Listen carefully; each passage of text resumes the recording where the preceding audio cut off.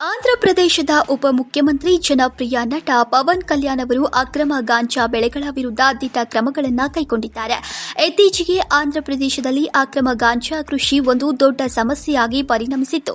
ಇದು ರಾಜ್ಯದ 11,000 ಎಕರೆ ಭೂಭಾಗದಲ್ಲಿ ವ್ಯಾಪಿಸಿತ್ತು.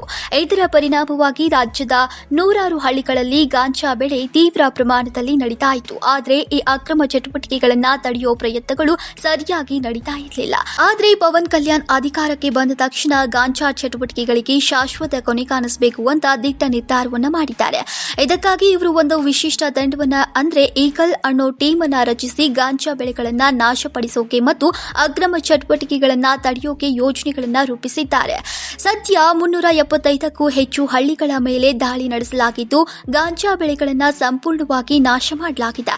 ಈ ತಂಡ ತಕ್ಷಣವೇ ಕಾರ್ಯೋನ್ಮುಖವಾಗಿದೆ. ಇತ್ತೀಚೆಗೆ ಜುಲೈ ಹಾಗೂ ಆಗಸ್ಟ್ ತಿಂಗಳಿನಲ್ಲಿ ಗಾಂಜಾ ಬೆಳೆ ಬೆಳೆಸಿದ್ದಂತಹ ಪ್ರದೇಶಗಳ ಮೇಲೆ ಮೊದಲೇ ಮುಂಜಾಗ್ರತಾ ಕ್ರಮಗಳೊಂದಿಗೆ ದಾಳಿ ನಡೆಸಿದೆ. ಪವನ್ ಕಲ್ಯಾಣ್ ಅವರು ತೆಗೆದುಕೊಂಡಿರುವಂತಹ ಈ ಕ್ರಮಕ್ಕೆ ಸಾಕಷ್ಟು ಮೆಚ್ಚುಗೆ ವ್ಯಕ್ತವಾಗ್ತಿದೆ. ನಿಜವಾದ ಓಜಿ ಅಂದ್ರೆ ಅದು ಪವನ್ ಕಲ್ಯಾಣ್ ಅಂತ ಅನೇಕರು ಹೇಳಿದ್ದಾರೆ. ಪವನ್ ಕಲ್ಯಾಣ್ ಅವರ ನಾಯಕತ್ವವನ್ನ ಶ್ಲಾಘಿಸಿದ್ದಾರೆ. ಪವನ್ ಕಲ್ಯಾಣ್ ಅವರು ಯಾವತ್ತೂ ಜನಪರ ಇದ್ದವರು. ಅವರು ನಟನಾ ಕ್ಷೇತ್ರದಲ್ಲಿ ಯಶಸ್ಸು ಗಳಿಸಿದ್ದೆಲ್ಲವನ್ನ ಈಗ ಜನಹಿತಕ್ಕಾಗಿ ಬಳಸುತ್ತಿದ್ದಾರೆ. ಈ ರೀತಿಯ ನಾಯಕರು ಬರಬೇಕು. ಜನತೆಗೆ ಕೇವಲ ಮಾತು ಕೊಡೋನು ಅಲ್ಲ, ಅದನ್ನ ನಿಷ್ಠೆಯಾಗಿ ನಿರ್ವಹಿಸಿ ತೋರಿಸುವವನು ಬೇಕು ಅಂತ ಸಾರ್ವಜನಿಕರ ಪ್ರಶಂಸೆ ವ್ಯಕ್ತವಾಗಿದೆ. ವೀಕ್ಷಕರೇ, ಆಂಧ್ರದಲ್ಲಿ ಪವನ್ ಕಲ್ಯಾಣ್ ಅವರ ಕಮಾಲ್ ಮಾಡಿರುವ ಬಗ್ಗೆ ನಿಮ್ಮ ಅಭಿಪ್ರಾಯಗಳನ್ನು ಕಾಮೆಂಟ್ ಮಾಡಿ ತಿಳಿಸಿ.